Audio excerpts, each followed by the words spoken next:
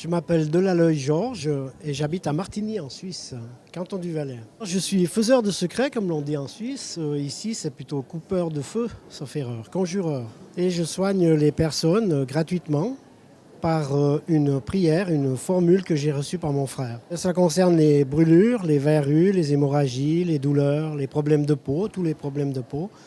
Et la radiothérapie et chimiothérapie, les effets secondaires, tout au moins les soulager et tout au moins essayer de les soulager. Et vous avez l'impression qu'il y a de plus en plus de patientes qui sont traitées en médecine traditionnelle et qui font appel à vous? Oui, alors c'est clair, il y a une explosion des demandes, si je puis dire, et surtout en radiothérapie et chimio, parce que la médecine s'ouvre un petit peu maintenant.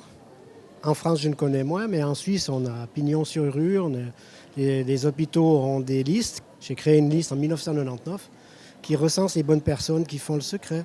Et ils nous appellent souvent, juste, parce qu'il y a des effets, il y a des effets positifs. Qu'est-ce que vous leur conseillez? Qu'est-ce que vous conseillez aux personnes pour faire le choix du bon thérapeute alternatif, je vais dire?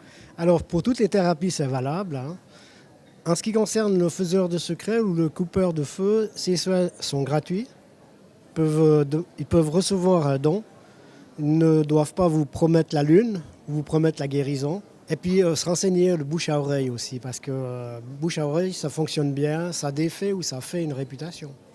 Et bien sûr, il faut conserver les traitements prescrits traditionnels. Oui, bien sûr. Alors je dis toujours, est-ce que vous avez été voir un médecin avec toutes les douleurs que vous me décrivez?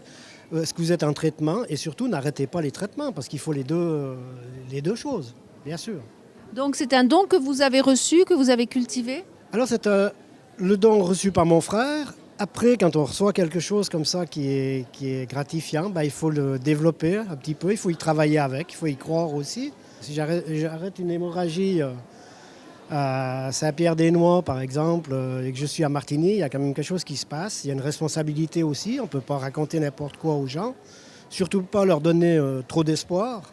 C'est pour ça qu'il faut être correct, juste et honnête. Très bien, eh bien merci. Je vous en prie.